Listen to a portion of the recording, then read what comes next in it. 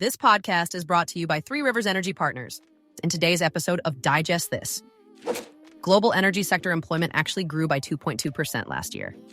For every new energy worker under 25 entering the field, there are 2.4 heading toward retirement.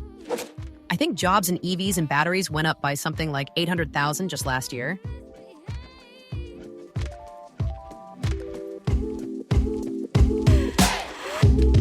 Welcome to Digest This, Unpacking Our Sustainable Future, where we dive deep into the latest developments in sustainability and renewable energy. Join us in exploring the pioneering solutions and technologies that are shaping our future. Now, let's dive into today's episode.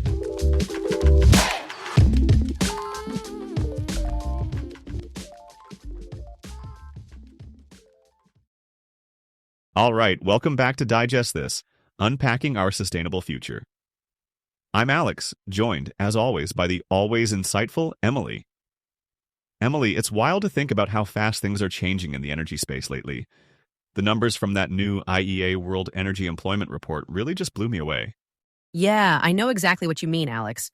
When you see that global energy sector employment actually grew by 2.2% last year, almost double what we're seeing in the wider economy, it makes you pause.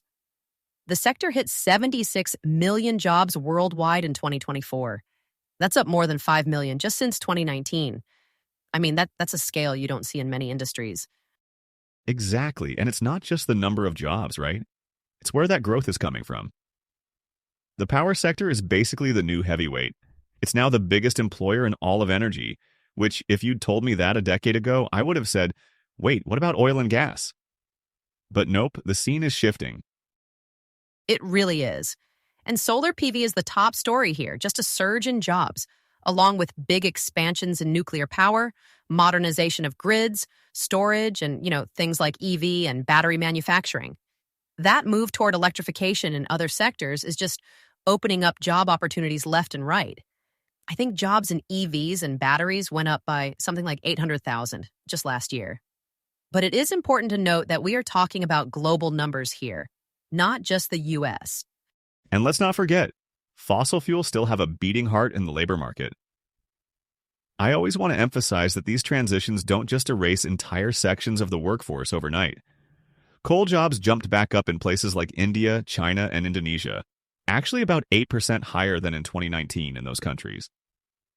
Oil and gas also bounced back a lot of jobs lost during the pandemic, though how long that lasts, especially with prices bouncing all over, remains to be seen.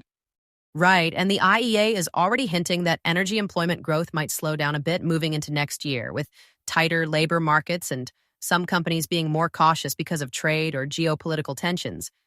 But just stepping back, it almost feels like the energy sector's held up the entire job market during a time when a lot of other industries have been, struggling at best. It's an impressive engine for job creation lately. But, and there's a big but here, this hiring momentum has a catch. And it's becoming really clear. The skills gap is almost as big a headline as the job creation story. The IEA surveyed over 700 companies and unions, and over half of them said they're running into serious trouble filling technical roles. That includes everyone, from electricians and nuclear engineers to plant operators and line workers. I was a little stunned to see that these direct technical jobs now make up more than half the global energy workforce. Yeah, and it's not just that the jobs are hard to fill, it's that the folks who do have those skills are retiring out faster than we can replace them, especially in advanced economies. The stat I can't get out of my head was for every new energy worker under 25 entering the field, there are 2.4 heading toward retirement. And it's even more intense in nuclear and grid work, where retirements outpace new recruits by more than 1.5 to 1. That's a real bottleneck.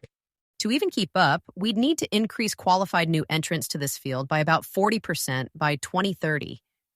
That's a huge jump, and the barriers are kind of the usual suspects: training costs, just not being aware of these jobs, and not enough room or equipment and training programs to teach enough people at once. So even while these are decent-paying jobs, a lot of young folks either don't know about them or see too many hurdles. I'm glad you mentioned training, Emily. Remember in our episode about biogas, we talked about what the American Biogas Council is doing, trying to boost the number of certified professionals so projects can scale quickly? That kind of coordinated approach seems like something the whole sector could learn from. They're really focusing on safety, practical hands-on training, and even helping people see that these are stable, long-term careers instead of just niche technical gigs. Yeah, absolutely. It's exactly those efforts that highlight a way forward. Bridging this skills gap isn't just about dumping money into training, though a little, reportedly $2.6 billion more per year worldwide would go a long way. It's about awareness, mentorship, and giving folks a clear on-ramp into these roles.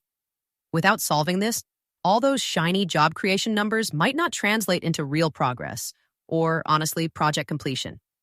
So here's where policy and innovation come storming in to save the day, or at least try. Policy measures, and I know sometimes people's eyes glaze over when they hear that, but stuff like financial incentives for trainees, bigger apprenticeship programs, and even just letting industry folks tell schools what actually needs to be taught. Those can really change the picture fast.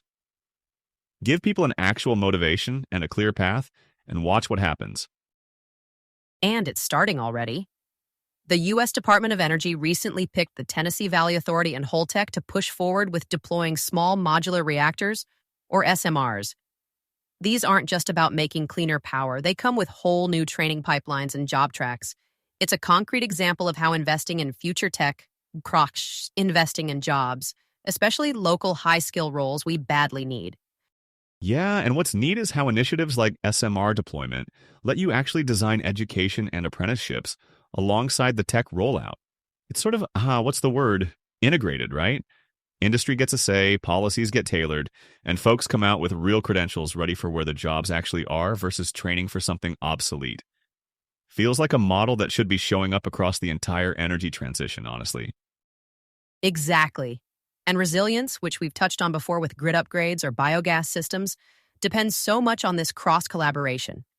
If we want the energy transition to be both fast and equitable, we have to get policy, education, and industry in the same room, building bridges and job pipelines at every stage. It's not easy, but nothing about transforming the entire global energy system ever is. All right, Emily, I think that's a perfect place to put a bookmark in it for today. The challenges are real, but so is the momentum. And if we get policy and training to catch up, there's a genuine chance here to build something better for everyone. Any final thoughts before we wrap up? Just that there's so much more to dig into, but for now, that's it from me. Always a pleasure, Emily. Thanks for another great conversation, and thanks to everyone for listening to Digest This. Catch you all in the next episode. Thanks, Alex. Take care, everyone. See you next time.